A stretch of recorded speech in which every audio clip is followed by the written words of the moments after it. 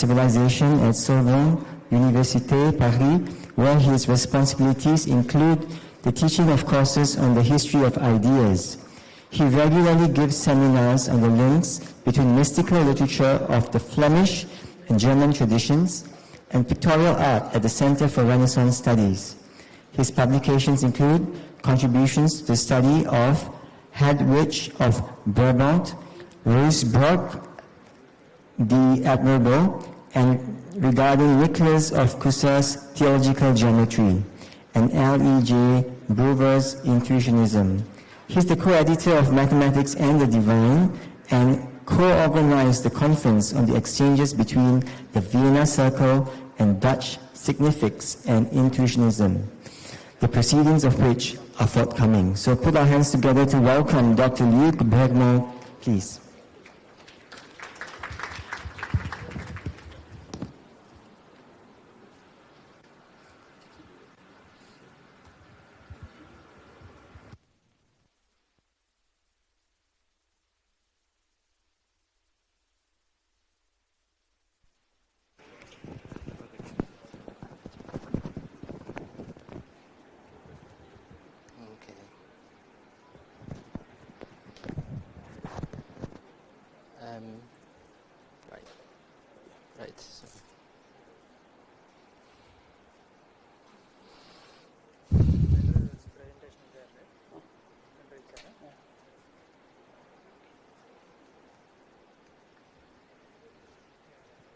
Okay. So you can use this? I don't think I'll use this. No.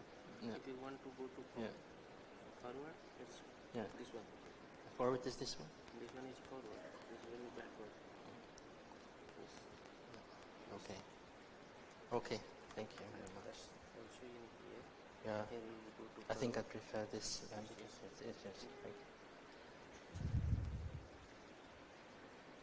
So, ladies and gentlemen, and dear colleagues and friends, I would first like to thank the organizers of this conference for their very kind invitation and the generous way in which we are being received here. Let me just see.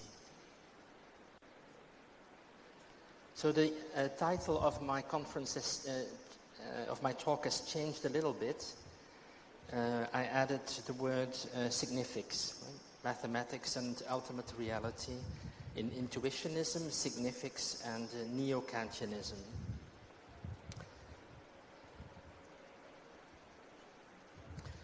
So my aim is the following. I'm a historian. I consider myself to be an historian of ideas. And when I did my studies in the Netherlands, I met a close associate of Luyts and Egbertus, Jan Brouwer, and got a lot of interesting information about his life and thought. And this close associate was Professor de Jong, who is not very well known because he didn't write very much. He was also a diehard Platonist and believed one shouldn't write too much. So in recent years, in the last 20 years, there have been lots of studies about life and opinions and philosophical positions of Brouwer. The founder, the father of Dutch intuitionism. And among these main contributions, I would like to mention those by Dirk van Daalde, who is considered to be the main biographer, as well as Mark van Atten, and a younger research fellow who has written on Brouwer.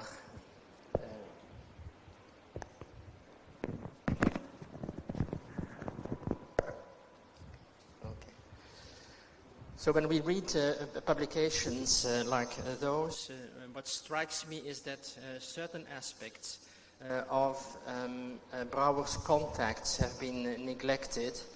Certain aspects of his intellectual friendships with various people in the Netherlands And I think like exploring these contacts is important to find out more about the connection between Brouwer's vision on mathematics in relationship with mysticism, religion, and the subject that we are particularly interested in today. This is Brouwer's soulmate, Frederik van Ede. Frederik van Ede is one of the more original characters of the Dutch fin de siècle. He was a poet. He considered himself to be, first of all, a poet, but he was also a medical doctor, a psychiatrist, and a social reformer. And he is considered to be the father of another trend, another current of ideas in the Netherlands called significs, about which I would like to tell you a little bit more, because Brouwer too was a member of the signific group. But first, Frederik van Ede. He is mainly known in the Netherlands as the author of an autobiographical novel, The Kleine Johannes, so Little John, Little Johannes, where he tells how he grows up as a child. It's written like a kind of fairy tale. If anybody in the Netherlands now knows Frederik van Ede, it's usually through The Kleine Johannes. He wrote that book in the 1880s, which is an important period in Dutch literature.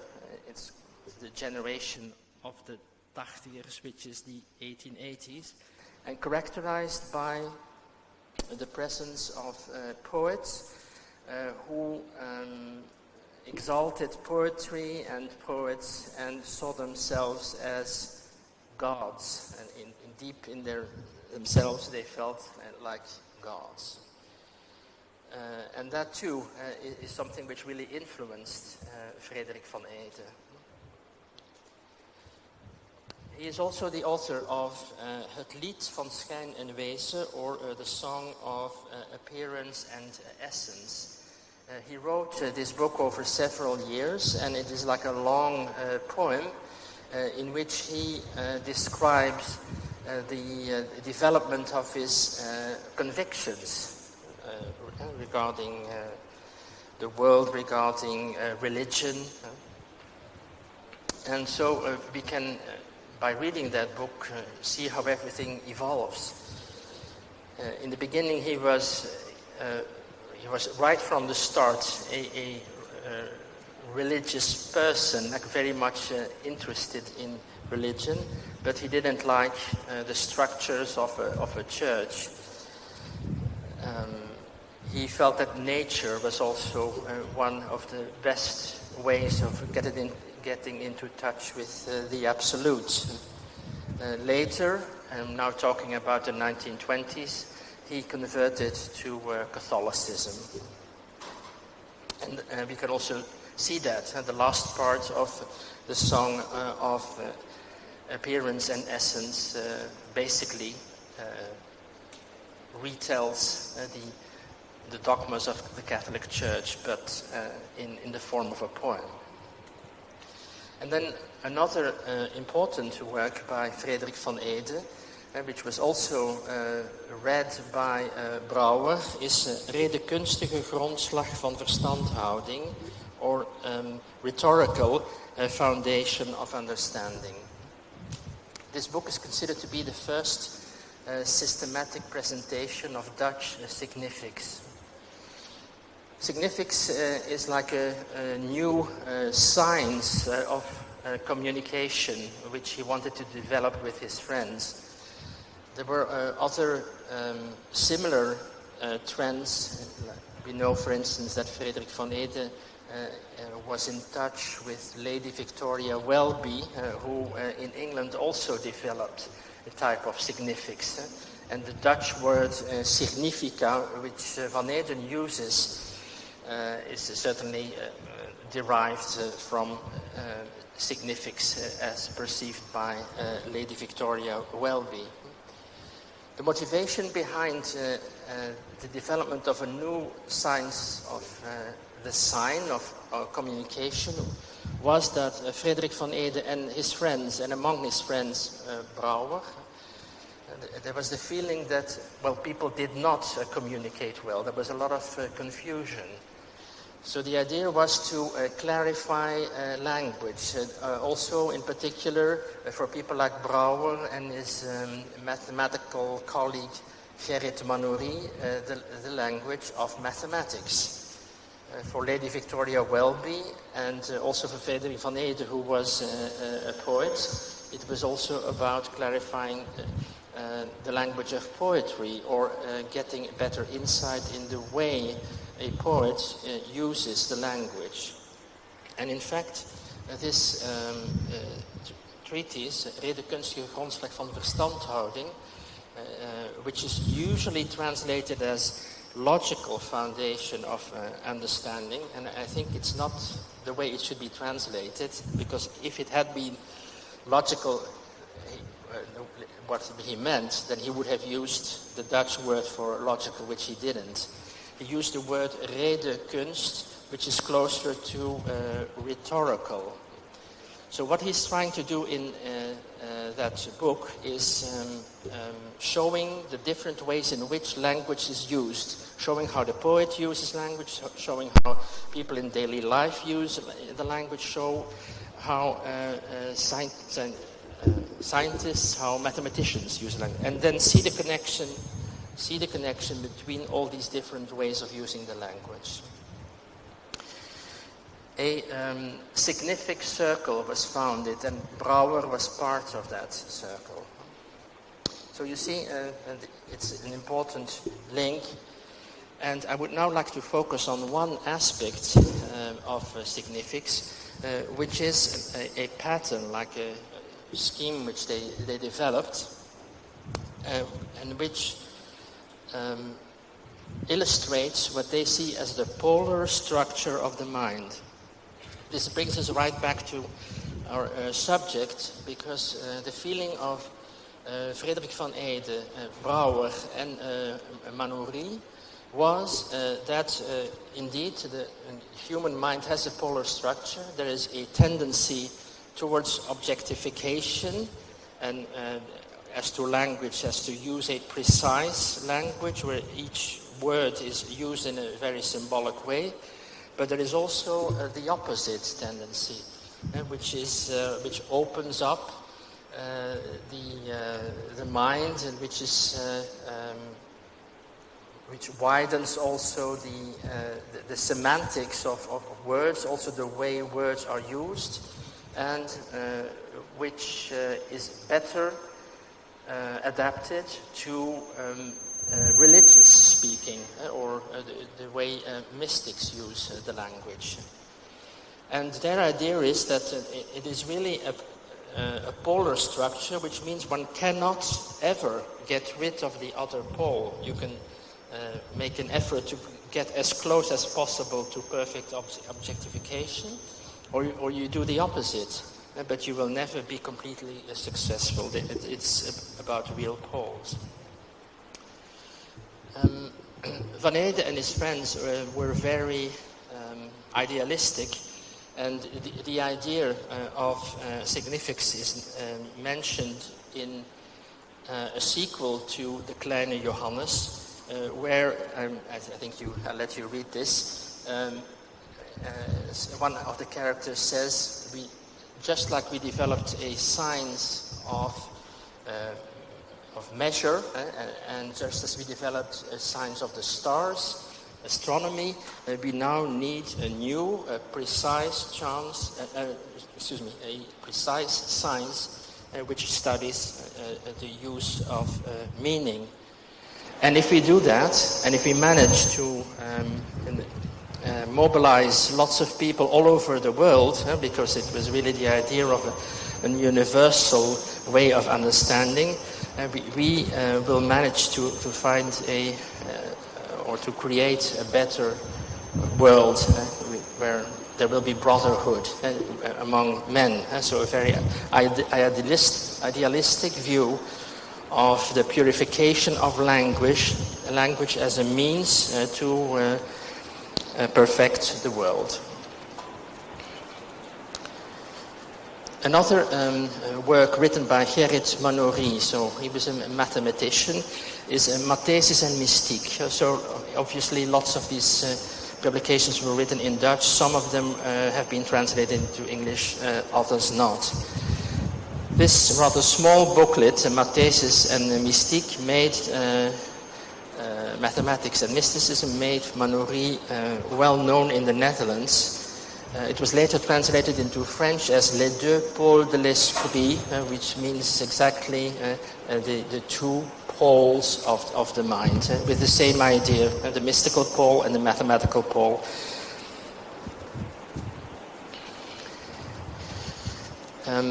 The signific circle, and Brouwer was a part of them, developed several publications, like they met regularly, and they developed different proposals for what they called gradation, like a scheme in which all the different types of languages or uses of the language are compared and put together in a hierarchical way. I'll take the version of 1919, to which Brouwer also contributed. And in this publication, they talk about taalgradatie. Taal in Dutch means language. Gradatie is clear, so language gradation. They start from a basic language. And basic language comprises, for instance, the way children use the language, or also the expression of pain, of very deeply felt pain or joy. In some cases also they relate it to the origin of language, and they think that maybe it might be the first use of language. Okay, then we go to B, which is the emotive language, which means that there is already some structure to it, but with still a very close link with emotion and volition. Both are always very present in significant literature. So the workings of the will as well as emotion. Then there is utility language, which is basically the way language can be used in daily life. There is much more structure to it. Emotion still plays a role, but one detaches oneself from emotion. Then there is the scientific language, where things become more and more abstract and the language much more regular in every respect.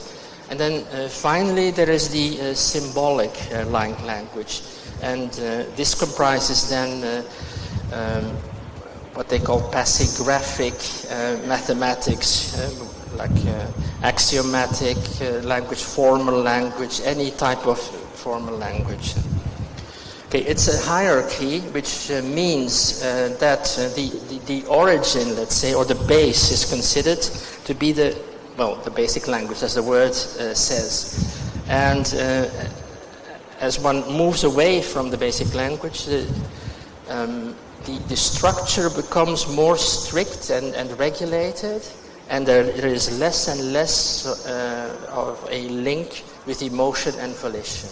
Okay, so this was their idea.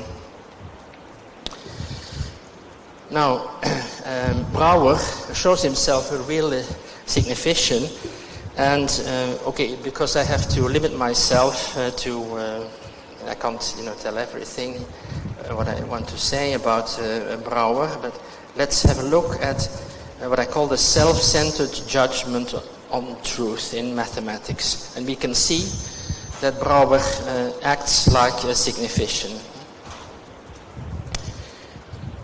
I quote a small passage from Brouwer's Cambridge lectures on intuitionism, and that's a passage where we can see what has been mentioned several times before this morning, like the idea of the excluded third. It's a very complex problem, and I also realize that there has been a lot of criticism. I mean, we can also discuss this. But anyway, this is what Brouwer says. Only after mathematics had been recognized as an autonomous interior constructional activity, the criterion of truth and falsehood of a mathematical assertion was confined to mathematical activity itself, without appeal to logic or to hypothetical omniscient beings. An immediate consequence was that for a mathematical assertion, A,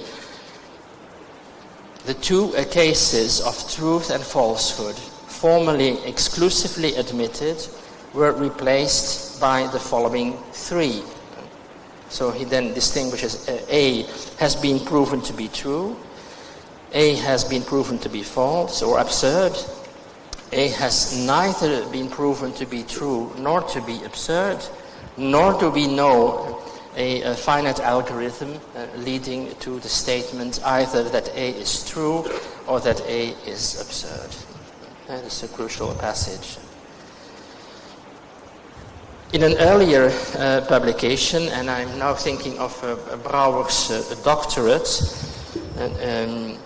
over de grondslagen van de wiskunde, meaning on the foundations of mathematics, we see what is behind the idea of these three options, namely a freely creating subject. This is one of the basic notions of Brouwer.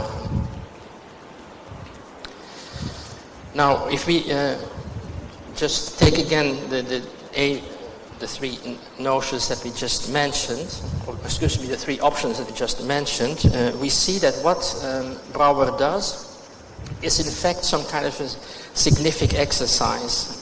Because what he does is criticizing traditional logic, which distinguishes between true and false. And he does so by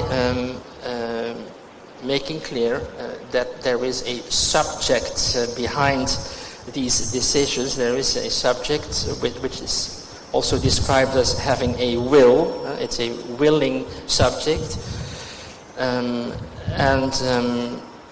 which is here referred to, especially in the third point, where there is a question of not knowing.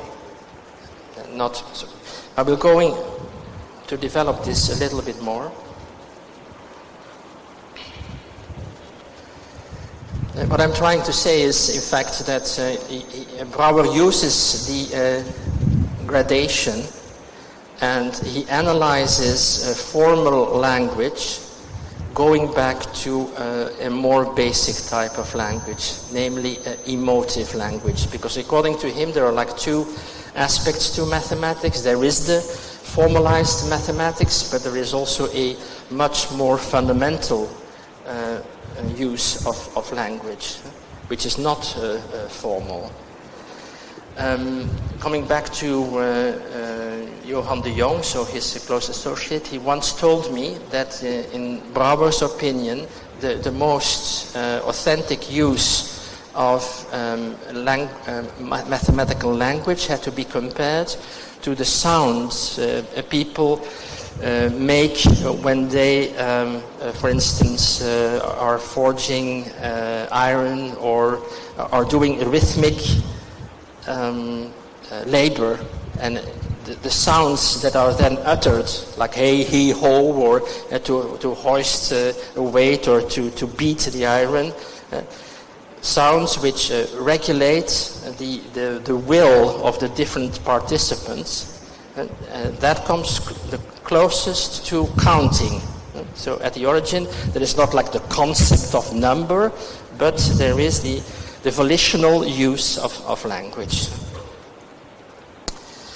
Okay, another aspect of Brouwer in his early writings is his frequent reference to the self.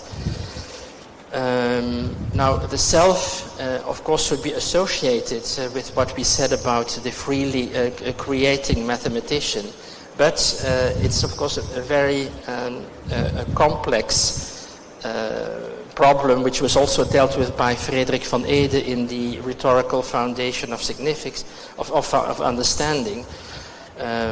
Because, okay, there's the use of the word I, there is the individual person, and then there is the self. And obviously, because of the use of the word self, these two are related, but the self is not even a real concept. It refers to something much deeper, and that doesn't allow to be completely conceptualized. And among philosophers, the self is sometimes described as Grenzbegriff in German, which could be translated as a limit-setting concept. Frederik van Eeden too was very interested in the self, and it is likely that it is through Frederik van Eede that Brouwer started becoming interested in the Indian tradition of the reference to the self. Van Eeden was indeed a very passionate reader of the Vedas.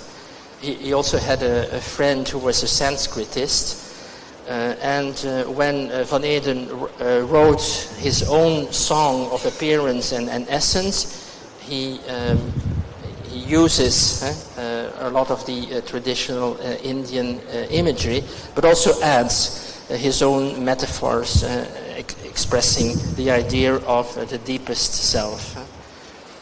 This was also in line with his idea on language gradation, because about these deepest things one should speak in poetry. That was his feeling. Like the most fundamental language was really the language of the poet. And I think Brouwer would probably have agreed with that. Now another, I have, is there anything on it? Okay. I would like to talk about another influence on Brouwer, namely the influence of the Marburg Neo-Kantianism. And we know that at Dutch universities Neo-Kantianism was taught, and I am now mainly thinking of Herman Cohen, who is considered to be the founder of the Marburg school, who wrote very fundamental publications regarding new interpretations of Plato. And in Cohen's writings we find, for instance, thanks to a very thorough philological research project, a new interpretation of the word idea in Plato. And as was said before, if one mentions Plato, one thinks of another world, and there are the ideas. But when you read the dialogues more closely, you find out that the word idea is actually used in the sense of the living activity of thought, tending maybe to something like ideas, but everything is very much centered on a human being's attempt at reaching something. This we should also relate to what the significians say about the use of language. Basically, there are two. They use more refined distinctions, but basically there's the denotational use of the language, and there is the volitional use of language. And Grenzbegriffe, these concepts which are limit setting, denote things which are purely within our reach, but at the same time they hint at something else. So there is denoting on the one hand and hinting on the other hand, and that's the volitional function of language. In the same Marburg school there was Paul Natorp, who also became influential in the Netherlands. And also referring to ancient philosophy, he was a Plato lover as well. He said one can only find truth by looking through oneself. He quotes Heraclitus in that context. Begriffen, limit-setting concepts, denote things which belong to us, which are within our realm, all by hinting at something else. Okay, within the Marburg school, there was also a particular interest for the history of admitted ignorance of the human being as regards the absolute. And it's by no means a coincidence that the Marburg philosophers were at the origin of a new modern edition of Nicholas of Cusa's works. It was mainly Herman Cohen who did. And as has been shown by other people, Brouwer was also influenced by Nicholas of Cusa's or Cusanus.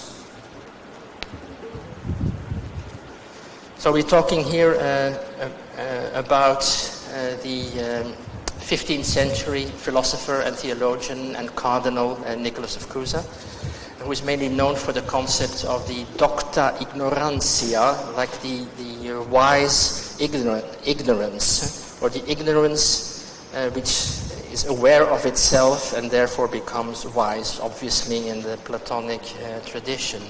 Here is Nicholas of Cusa.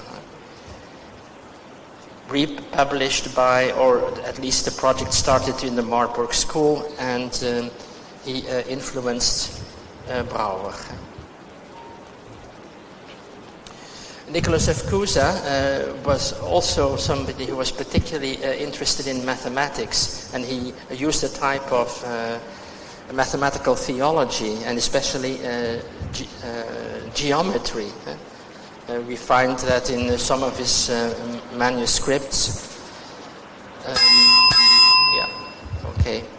where, for instance, he asks his reader to consider a circle and a tangent of that circle, and then he asks to make the circle bigger and bigger.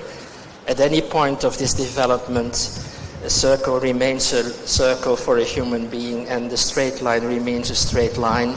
But at the same time, looking at such figures gives you an idea of what a mind superior to ours could see, namely that the two coincide.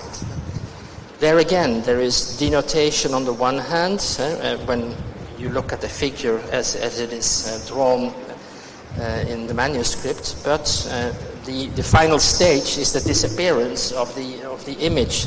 In infinity there is the coincidence of the opposites which we don't see anymore.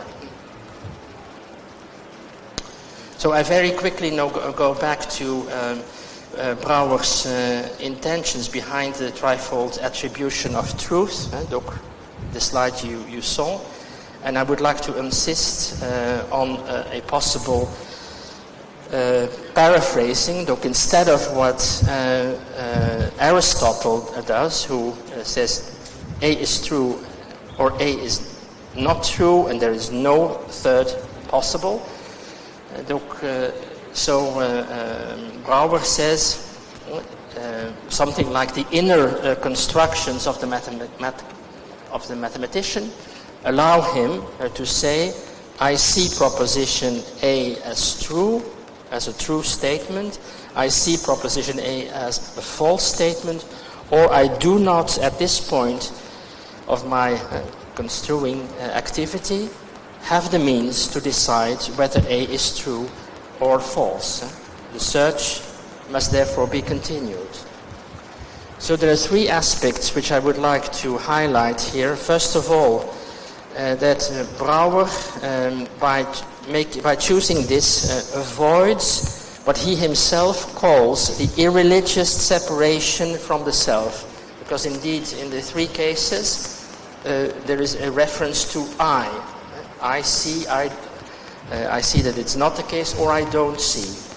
Second, there is an explicit recognition of a relative ignorance. If you don't have the means yet to decide whether it's true or false, I am finishing.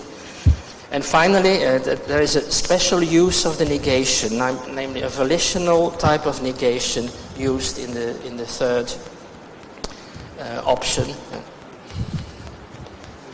which is in line with Brouwer's view on the importance of volition and exhortive language as being fundamental for mathematics. So I'm now finishing, and it's just a little personal note that I would like to add. In Tours, in France, where I live, there is a sculptor who makes works of art like this. It's called a shaman. And what I find interesting about it is that we sort of recognize the three aspects of Brouwer's efforts that we just mentioned. First of all, there is the expression of an interiorization. There is deference, there's a bow, but at the same time, we see a person who is like a runner getting ready to engage in a purposeful quest, which is what human beings should do in science, and in particular in mathematics. So I'm going to finish with this. Thank you.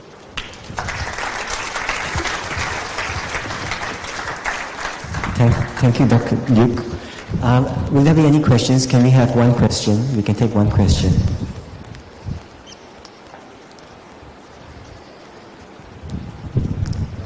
If not, thank you so much. Dr. Luc, can you please remain on stage? I'd like to call upon Professor P.B. Sharma to give a token of appreciation to all our speakers. Professor Sharma, please.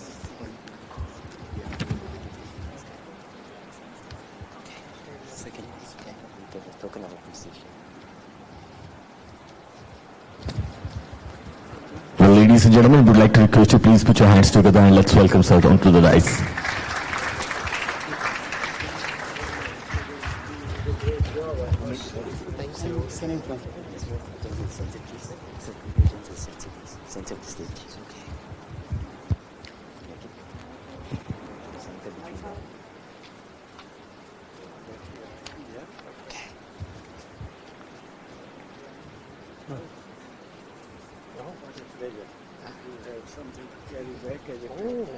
Thank you. Thank you very much. Thank you so much. I was just about to ask, can mathematics create emotions? Yes. And it can. Yeah. This is what exactly we are aiming at with artificial intelligence tomorrow. Robots would start crying. Yeah. My God. Thank you so much. Really appreciate it.